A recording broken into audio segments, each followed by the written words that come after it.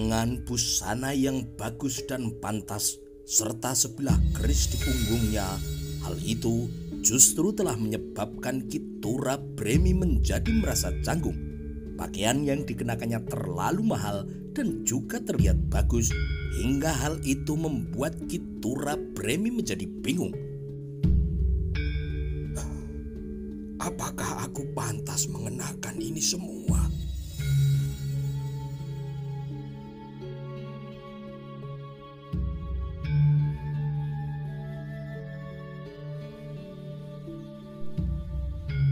Kitura Bremi yang menghendaki pakaian jenis lain kini tidak bisa menolak karena pakaian itu telah disediakan oleh Mahapati Gajah Enggon. Pun demikian dengan Nyai Tura Bremi yang seumur-umur baru kali itu harus berdandan patut dengan dilayani oleh 2 orang juru paes yang membantu untuk memasang gelungannya. Bentuk gelungan itu bagi Nyai Tura Bremi juga dirasakan berlebihan karena terlalu besar dan legam, sementara rambutnya sebagian telah berwarna putih. Apalagi pada gelungan itu masih ditancapkan cunduk mentul dan juga kembang sembojo. Namun yang memberinya pengalaman baru sekaligus merupakan sebuah jawaban yang selama ini tidak pernah ditemukan adalah sebuah benda yang bernama cermin. Sejauh ini Kitura Bremi tidak bisa membayangkan bagaimana raut wajahnya dengan benar. Yang bisa melihat penampilan dan wujudnya justru adalah orang lain. Sebagaimana Nyai Tura Bremi tidak pernah tahu dengan benar bagaimana bentuk raut wajahnya, satu-satunya cara untuk bisa melihat wajahnya hanya dengan menggunakan permukaan air yang tenang, yang itu pun hasilnya tidak memuaskan. Maka benda bernama cermin itu telah menyebabkan Kitura Bremi dan istrinya kaget terbelalak. Kegunaan cermin mereka sudah pernah mendengarnya, namun melihat bendanya secara langsung mereka belum pernah. Maka takjub mereka memperhatikan bayangan wajah mereka sendiri.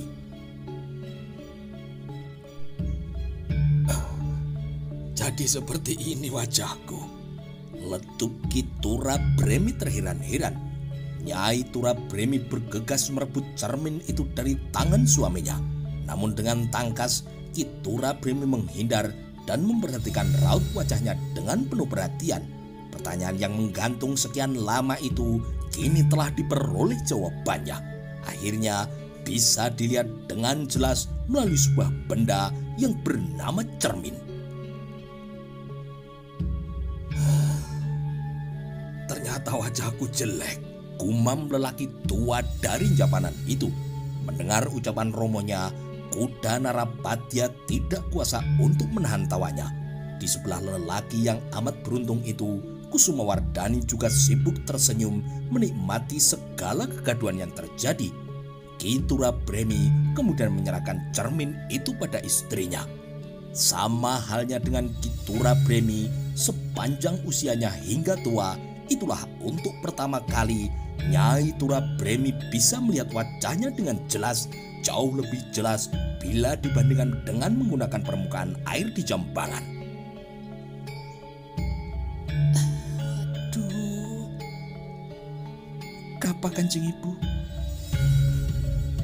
Gusti Putri, hamba tidak mengira sudah setua ini. Dan ternyata wajah hamba juga sudah keriput. Nyai Tura Bremi tidak sedang bercanda. Ia bersungguh-sungguh ketika berbicara.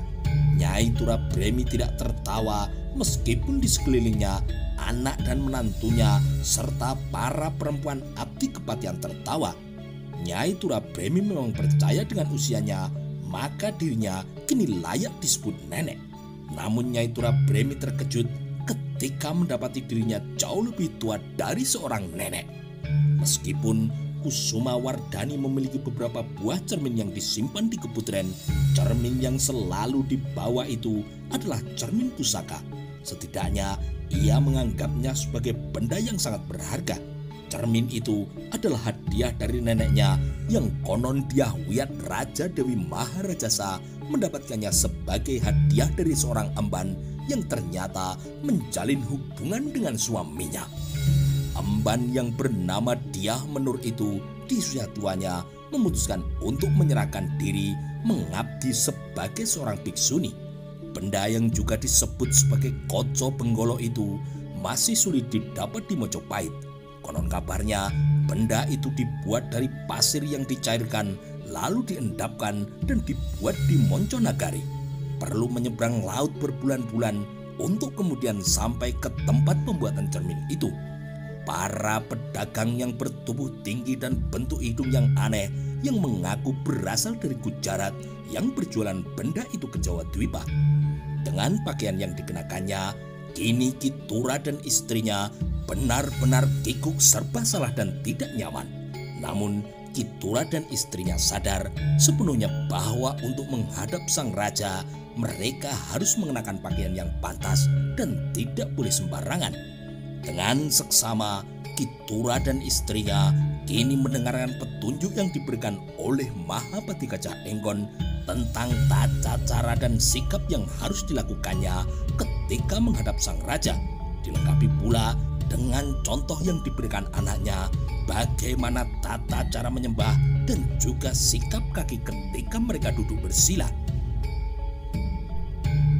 Matahari kini memanjat sedikit lebih tinggi ketika Ki Tura Bremi membimbing istrinya naik ke atas kereta kuda yang telah disiapkan bertiga dengan Kusuma Wardani, sementara Senopati Kuda Narapatya dan Mahapati Gajah Enggon memilih berkuda berbaur dengan 10 orang prajurit pasukan khusus Bayangkara yang selama ini bertugas untuk mengawal Sekar Kedaton.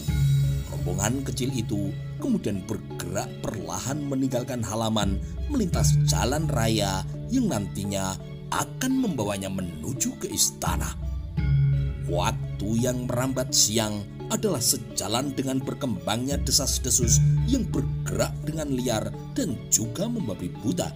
Semula yang ribut geger genjik membicarakan perkawinan Sekar Kedaton dengan Senopati Kuda Narapatya masih sebatas lingkungan istana. Namun dengan liar, berita itu telah menerobos pintu gerbang Purawaktra yang dibawa oleh seorang abdi yang semula hanya bercerita pada istri dan tetangganya. Berita itu kemudian menjalar ke seluruh kota raja. Berita itu menyebar dengan cepat seperti api yang muncul di hutan kering di musim kemarau yang menghanguskan daun-daun kering hingga meluas dibawa oleh angin. Kabar itu dikembangbiakkan dari mulut-mulut yang meranggas yang tidak sabar untuk menahan diri. Inginnya menular dan menularkan serta menggunjingkan di pasar-pasar dan juga di warung-warung. Perjalanan dari Wisma Kepatihan menuju istana harus melewati jalan di depan pasar Daksina. Lah, itu dia. Apa aku bilang? Kata seseorang. Semua perhatian mereka yang berada di pasar kini tertuju pada iring-iringan prajurit yang sedang mengawal sebuah kereta. Yang di dalam kereta itu Sekar Kedaton dengan siapa? Celetuk seseorang. Orang-orang yang riuh di tengah pasar itu berlarian ke tepi jalan dan bersimpuh sambil menyembah untuk melihat dari jarak yang dekat. Itu pasti Gusti Putri dengan kedua mertuanya. Dan prajurit berkuda yang paling depan itu pasti adalah Senopati Kuda Narapatya, lelaki yang sangat beruntung. Dengan senyum yang cantik dan diumbar dengan lepas, Kusuma Wardani kini melambaikan tangan kepada segenap rakyat yang berlarian mendekat. Dengan amat ragu, Ki Tura Bremi kini ikut membalas melambaikan tangannya. Nyai Tura Bremi ragu untuk ikut melakukannya karena sadar sepenuhnya penghormatan itu ditujukan kepada menantunya, bukan kepadanya atau pada suaminya. Di istana, kehadiran Ki Tura Bremi dan istrinya adalah hal yang sangat penting bagi Prabu Hayam Wuruk yang kemudian merancang penyambutan pesanya dengan menggunakan tata cara yang tidak lazim. Mahapati Gajah Enggon yang telah turun kini berjalan mendahului masuk ke istana. Ia terkejut ketika melihat beberapa buah kursi telah ditata di pendopo.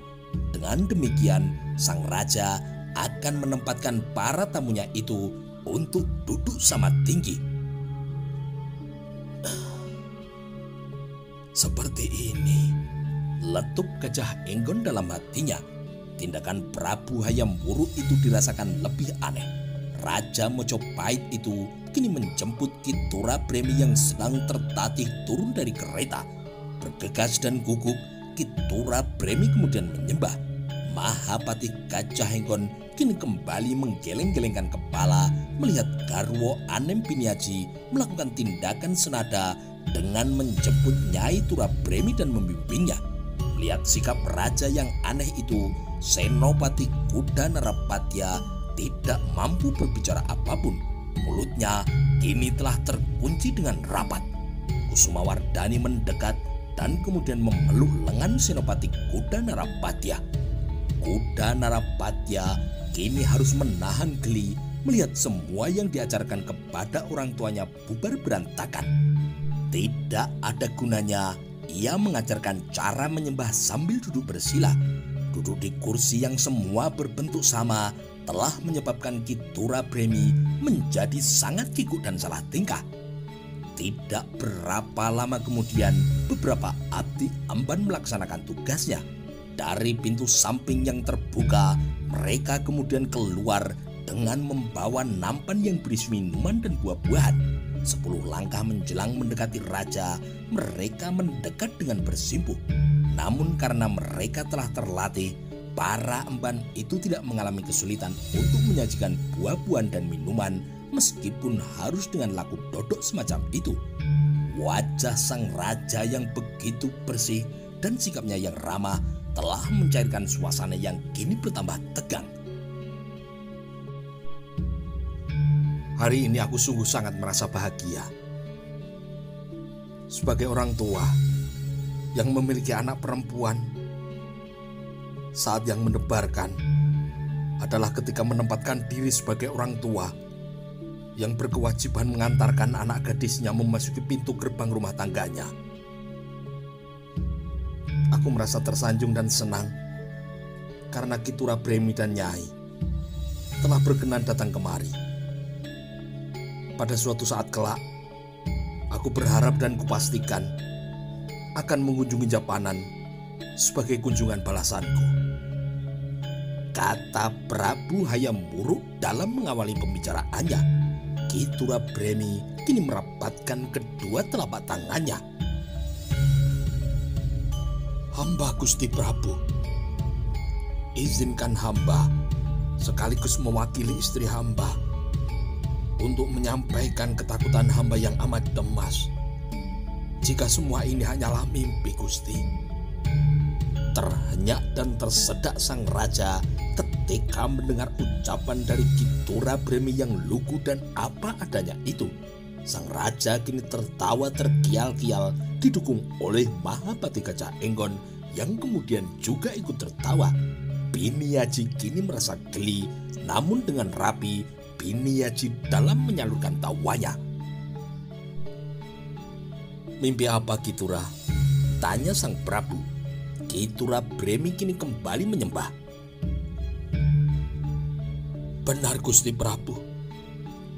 Karena bagi hamba sungguh sangat tidak masuk akal semua yang terjadi sejak kemarin hingga hari ini, Gusti. Jika semua ini mimpi, maka ketika terbangun, hamba akan kembali pada keadaan semula. Sang raja kini melanjutkan tawanya.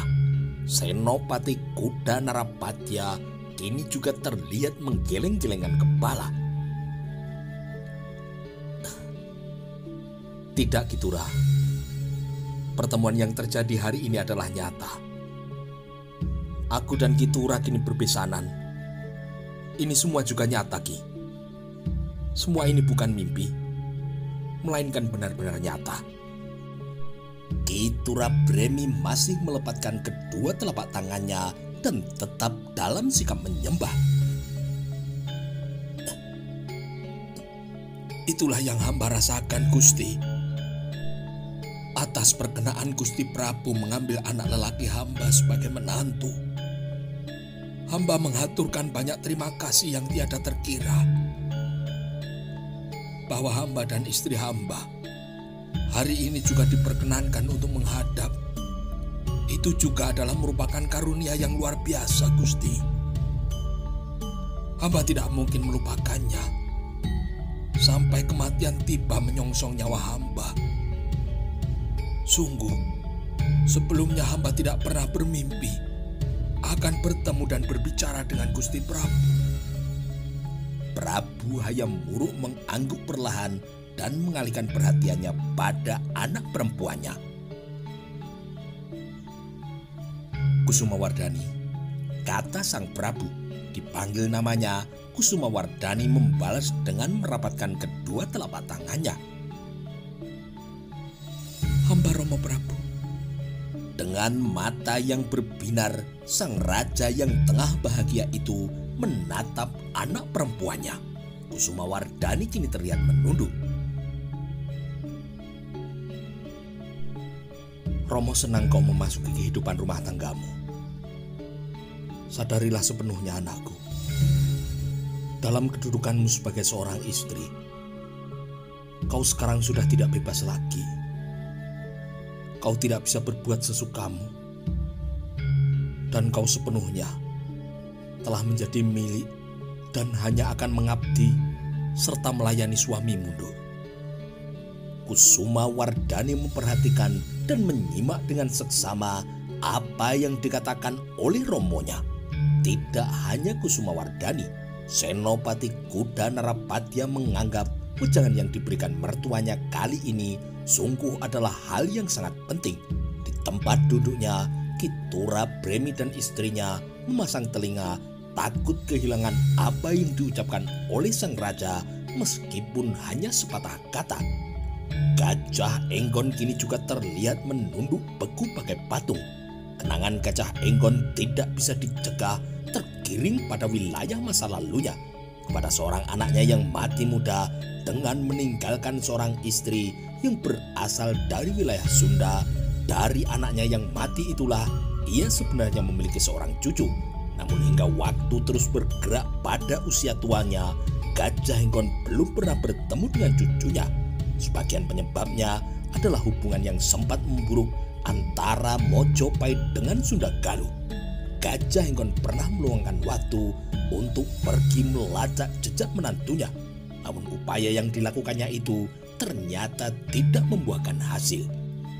Ingatan Gajah Enggon kini semakin telak tertuju pada mendiang istrinya yang berasal dari pedukuhan yang terletak di pinggir pantai bernama Ujung Galuh. Di muara Sungai Mas itulah ia bertemu dengan seorang lelaki yang namanya Bage berada di wilayah Dongeng. Ia adalah Kiai Pawagal, salah seorang pengawal Raden Wijaya ketika menyelamatkan diri dari meninggalkan Singosari menuju Madura. Pontang-panting mereka lari dari kejaran Patih Kebumundarang. Dalam ceritanya, Kiai Pawagal dan teman-temannya antara lain adalah Medang Dangdi, Wirota Wirogati, Nambi, Kebo Kapetengan, Gajah Pagon, Sora dan beberapa nama lain yang berjuang mati-matian toh nyowo akhirnya bisa mengamankan Raden Wijaya hingga membawanya ke Sumenep bertemu dan berlindung pada Arya Wiraraja yang juga memiliki nama lain yaitu Banyawide. Ki Pawagal memiliki seorang cucu yang bernama Rahyi Sunelo. Cucu lelaki tua itu yang kemudian dikawini oleh Gajah Enggon melalui sebuah upacara perkawinan yang sangat sederhana. Dari perkawinan itu kemudian lahir anak pertamanya yaitu Ratna Kinanti yang sayang sekali tidak berumur panjang. Ia meninggal di usia 4 tahunan. Namun kelahiran anak lelaki berikutnya telah membuat hatinya gembira. Apalagi Gajah Sagara kemudian berkembang menjadi anak yang baik dan bisa diandalkan. Hanya sayang di usia dewasanya arah perjalanan hidup Gajah Sagara berbelok dengan sangat tajam. Ia mengawini seorang gadis yang berasal dari Sunda Galuh yang kedatangannya ke ibu kota dengan membawa kepentingan tersembunyi sebagai jawaban atas perbuatan Mahapatih Gajah Mada yang telah membantai para tamu dari Sunda di lapangan Pubat. Sebagai Romo yang baik, Gajah Hengon akhirnya merestui hubungan anak lelakinya dengan gadis dari Sunda itu dan kemudian mengawinkan mereka. Apalagi ketika Gajah Hengon melihat Dyah Ganitri yang menyembunyikan nama lain yaitu Nenden Pritaya memiliki sikap dan sifat yang perilaku yang baik, meskipun ia adalah seorang pecinden yang harus melayani siapapun dengan mendendangkan lagu dan menari.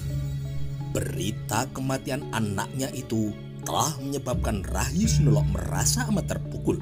Kekecewaan yang tidak tertahankan mengantarkan cucu dari Ki Pawagal itu menjenguk pintu gerbang akhir hidupnya. Bertahun-tahun hidup tanpa anak dan istri telah menyebabkan Gajah Hengon menderita. Ada banyak pihak, termasuk sang Prabu sendiri, yang kemudian menyarankan agar Gajah Hengon menikah kembali. Akan tetapi, karena demikian besar cinta dan kesetiaan pada mendiang istrinya, tawaran itu kemudian ditolaknya. Ketika menyelenggarakan pesta perkawinan anaknya, Gajah Hengon ingat saat-saat memberikan wejangan seperti yang sekarang ini tengah dilakukan oleh Prabu Hayam Wuruk. Prabu Hayam Wuruk kemudian siap melanjutkan kembali wejangannya. Ketika kau diam-diam menjalin hubungan asmara tanpa diketahui oleh siapapun, yang terlihat adalah hal-hal yang serba indah. Kebersamaan dalam mahligai rumah tangga pasti akan nampak menawan.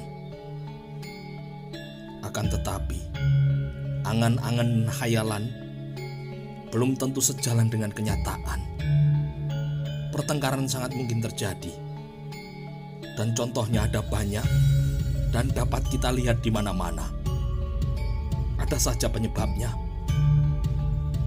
Ada yang karena hadirnya perempuan lain, ada pula yang karena sebab lain. Prabu Hayam Wuruk kini sedang menjadikan dirinya sebagai contoh hingga menyebabkan istri mudanya yang sedang memandang tamunya itu kemudian menoleh dengan tiba-tiba. Gajah Hengon tersenyum ketika melihat sang raja juga tersenyum. Namun apa yang dikatakan sang raja itu bagi Senopati Kuda Narapatya adalah merupakan hal yang sangat penting. Dengan sembunyi-sembunyi, Kusuma Wardani kini melirik pada suaminya.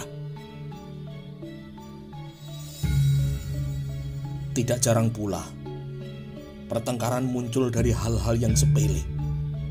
Cemburu berlebihan, masalah kebutuhan rumah tangga, atau hal-hal lain yang sebenarnya adalah remeh-temeh.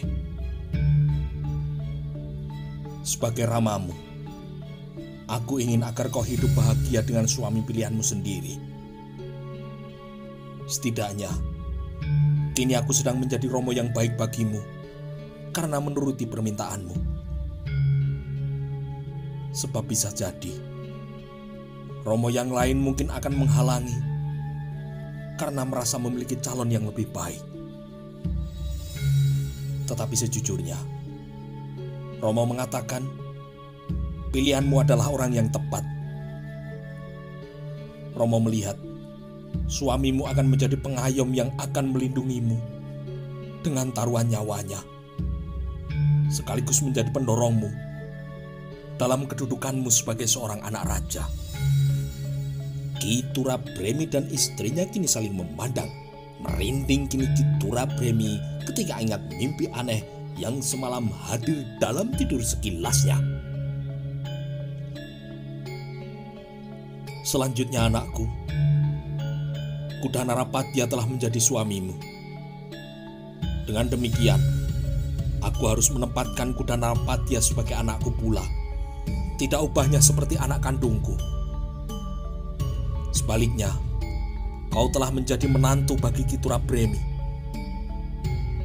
Maka sadarlah kau, untuk selanjutnya, kau harus menganggap dan menempatkan sepenuh hati bahwa Ki Turabremi dan istrinya adalah juga sebagai orang tuamu. Cintai dan hormati mereka, karena tidak ada gunanya kau bersuamikan Bhre Narapatya kalau kau tidak menerima kedua orang tua dan keluarganya. Perkawinanmu semalam sejatinya telah menyatukan dua keluarga, yaitu keluarga Hayam Wuruk dan keluarga Kiturabremi.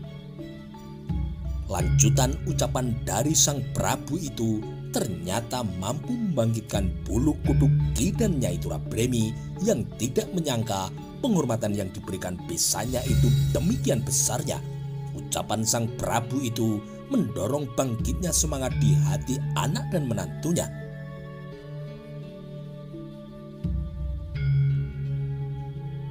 Kitura dan Nyitura, hamba Gusti. Kepada Kitura dan Nyai Tura, kusampaikan rasa gembira hatiku karena bisa mendapat kesempatan berbesanan dengan kalian.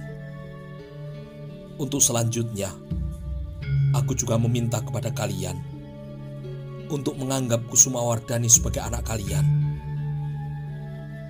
Apabila Kusumawardhani sedang berada di Japanan dan di sana ia melakukan kesalahan, Kitura dan Nyai boleh saja menegurnya, seperti menegur anak sendiri. Dada yang sudah penuh itu kini merasa semakin penuh dan meluap.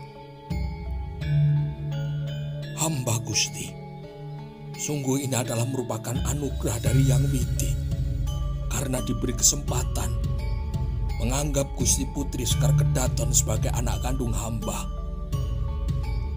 Hamba dan istri hamba berjanji akan mengasihi Gusti Putri anak mantu dengan sepenuh hati. Wajah sang raja kini menjadi sumringah dan bahagia. Dia Kusumawardhani juga dengan lugas memamerkan kebahagiaannya. Kudana Rapadya, hamba Gusti Prabu, kutitipkan anakku, cintai dan lindungi dia dengan taruhan nyawamu. Hamba akan menempatkan diri melindunginya, Gusti. Nyawa hamba yang akan menjadi taruhannya. Dan kau Kusumawardhani, sebagai ramamu, aku berharap bisa memberikan bekal untuk perjalanan hidupmu. Namun barangkali kau mempunyai permintaan yang akan kuusahakan untuk mewujudkannya. Sebuah istana terpisah yang bukan keputren barangkali. Romo akan membuatkan istana yang akan menjadi milikmu sendiri, tanpa ada siapapun yang boleh mengganggu. Kau bisa mengelola rumahmu dengan tenang. Dan untuk sementara, ketika kau merasa tidak nyaman tinggal di keputren, kau juga boleh menempati Balai Jeni. Tinggallah di Balai Jeni dan aturlah rumah tanggamu dengan sesuka hatimu. Apa permintaan yang akan kau ajukan, Kusumawardhani? Kusumawardhani menyembah sedikit lama, namun tidak segera berbicara. Kusumawardhani, pancing sang Prabu. Kusumawardhani kini menghela tarikan napas panjang. Hamba Romo Prabu, apabila hamba diberi kesempatan untuk mengajukan permohonan, hamba mohon ampun sebelumnya. Hamba tidak menghendaki dibangunkan sebuah istana atau semua hal yang bersifat kebendaan dan duniawi. Hamba hanya meminta kepada Romo Prabu untuk berkenan membebaskan Bibi Emban Ragaweni dari hukuman mati. Permintaan Kusumawardhani itu telah menyebabkan sang raja sedikit terkejut, dan Biniaji yang sedang menunduk tiba-tiba menongakkan kepalanya. Ki Turabremi dan istrinya yang tidak tahu menau duduk persoalannya kini terpancing pula rasa penasarannya. Dengan penuh perhatian, Mahapati Gajah Henggon mempersiapkan diri menyimak jawaban macam apa yang akan diberikan oleh sang raja.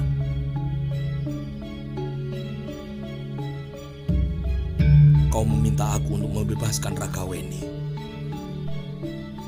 Mohon ampun Romo Prabu. Hamba hanya meminta Romo Prabu mengubah hukuman mati itu. Kenapa? Hamba hanya tidak ingin melihat tangan Romo Prabu belepotan darah. Selebihnya, sejak kecil hamba diasuh oleh Emban Ragaweni. Sebesar apapun kesalahan yang dilakukan oleh Emban itu, hamba tidak akan pernah bisa menghapus hubungan batin yang sudah terjalin sejak hamba masih bayi.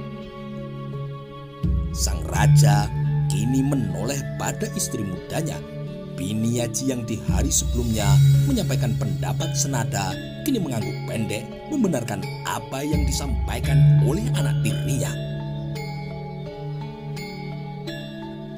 Baiklah, aku bebaskan Ragaweni dari hukuman mati.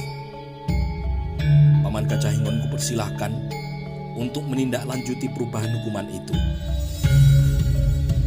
Tetapi aku tidak ingin melihat emban setan itu berada di lingkungan istana ini. Usir dia pergi sejauh-jauhnya. Karena apabila aku melihatnya lagi, mungkin saja keputusanku ini akan berubah. Gajah Hingon kini segera menyembah. Senopati Udanarapatya dan istrinya kemudian saling melirik. Hamba Gusti, sepenuhnya hamba sependapat dengan usulan dari Gusti Putri Kusumawardhani. Hamba akan segera memerintahkan kepada prajurit untuk melepas Emban Ragaweni dan memastikan ia tidak akan lagi berada di lingkungan istana, jawab Mahapati Gajah Hingon. Percakapan yang dirasakan melebar itu telah menyebabkan Ki Turabremi penasaran. Lelaki dari Japanan itu merasa dirinya bodoh. Akan tetapi meskipun tidak pintar, Ki Turabremi masih mampu menghubung-hubungkan percakapan itu dengan keberadaan anaknya. Ki Turabremi kini menjadi semakin gelisah. Tidak ada salahnya aku berbagi cerita, Ki Tura. Perbuatan seorang emban yang kebablasan justru telah memberikan sebuah hikmah dengan kuputuskan untuk mengundang Ki Turabremi dan istrinya yang berlanjut pada perkawinan anak-anak kita. Emban yang mengasuh anakku sejak bayi itu telah bertindak kebablasan karena telah berbuat tidak patut pada anakku, yang kemudian kupergoki dengan mata dan kepalaku sendiri.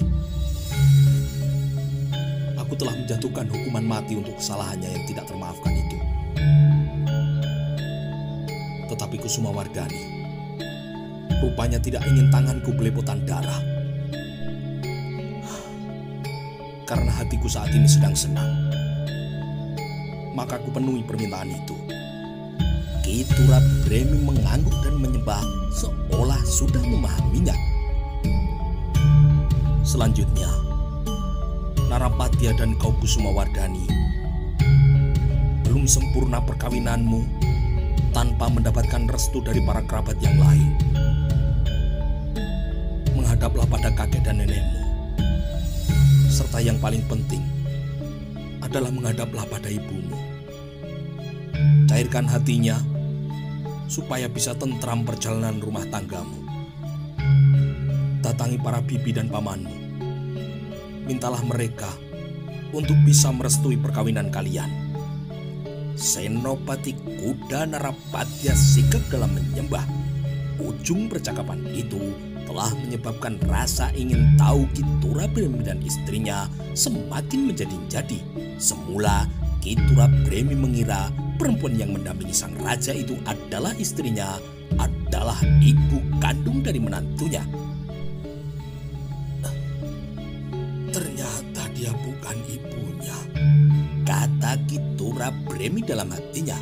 Dengan demikian, sadarlah Ki Turabremi bahwa keberadaan anaknya di lingkungan istana serta perkawinannya dengan Sekar Kedaton Kusumawardhani tidak berarti anaknya sedang menikmati anugerah, namun kini ia berada dalam tarik ulur berbagai kepentingan dan juga kehendak yang bisa jadi akan membahayakan nyawa dari anaknya. Ki Tura Bremi kemudian ingat pada mimpinya semalam. Sang waktu kini beranjak bergerak sejalan dengan para abdi emban melaksanakan tugas mereka menyajikan makan siang di bangsa Loka Handrawida. Dengan sengaja, sang raja tidak mengambil jarak dengan besannya. Sang raja juga tidak menghendaki tamu amat penting dari Japanan itu makan sambil duduk bersila. Saat Ki Tura dan istrinya duduk, sang raja yang didampingi oleh Biniaji kemudian menempatkan duduk bersebelahan dengan mereka.